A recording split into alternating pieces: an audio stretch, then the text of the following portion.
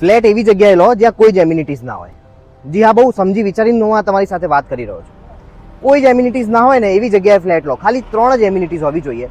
એક નાના બાળકોનો પ્લે એરિયા, બીજું નાનું એવું ગાર્ડન, અને ત્રીજું પાર્કિંગની proper space. Proper space in the sense કે તમારી ગાડી સરખી રીતે ટર્ન લઈને 45 ડિગ્રીમાં 90 ડિગ્રીમાં ટર્ન લઈને જઈ શકે, બહાર આવી શકે, ઘરનું કોઈ પણ વ્યક્તિ ઇઝીલી એને ટર્ન આપી શકે, બહાર કાઢી શકે, અને આજુબાજુવાળાને કોઈ સમસ્યા ના થાય બીજી ગાડીઓને. આ 3 એમ્યુનિટીઝ હોય ત્યાં જ ફ્લેટ લો, બાકી ક્યાંય ના લો. એનું કારણ હું તમને કહું છું કે amenities swimming pool, gym, recreational area, પછી બેન્ક્વેટ્સ, આ બધાનું શું કામ છે ભાઈ?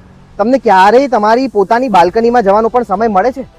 કોઈને નથી મળતો. હું પોતે મારી બાલ્કનીમાં મહિને દાડે એકવાર જતો હોઈશ, બરાબર? આ બિઝી લાઈફમાં કોઈને એમ્યુનિટીઝ જોઈતી નથી, સમયનો અભાવ છે. બીજું કે જેટલી એમ્યુનિટીઝ એટલું મેન્ટેનન્સ. સાયન્સ સિટી એરિયાની એક સોસાયટી છે જ્યાં મેન્ટેનન્સ તમે માનશો નહીં, 8,500 રૂપિયા મહિના છે. હવે આટલું બધું મેન્ટેનન્સ મારા ક્લાયન્ટ છે જેમણે ઇન્ટિરિયર વર્ક મારી જોડે કરાવ્યું, એ આજે 1 વર્ષે પછતાઈ રહ્યા છે કે આવી જગ્યાએ મેં ફ્લેટ શું કામ લીધો. હું ફસાઈ ગયો. ફસાઈ ના જશો. સમજી વિચારીને દેખાદેખીમાં મોટી મોટી સ્કીમોમાં ફ્લેટ લેવાની જરૂર નથી.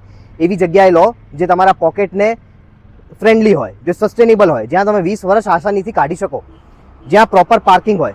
પાર્કિંગ એક એમ્યુનિટી હોવાથી જ તમારા 80% પ્રશ્નો સોલ્વ થઈ જશે. એટલે ફ્લેટ એવી જગ્યાએ લો. રીલ્સ જોઈને કોઈ આરજે આવીને તમારી ફ્લેટની એડવર્ટીઝમેન્ટ કરવા લાગે, કોઈ રીલ બનાવવાવાળો કરવા લાગે, ડિજિટલ માર્કેટિંગ એક્સપર્ટ્સ કરવા લાગે, પણ એવી રીતે ફ્લેટ ના લેવાય ભાઈ. સમજી વિચારીને ફ્લેટ લેવાય, અને મિનિમમ એમ્યુનિટીઝ હોય ને, સાચું કહું છું, ત્યાં જ ફ્લેટ લેજો.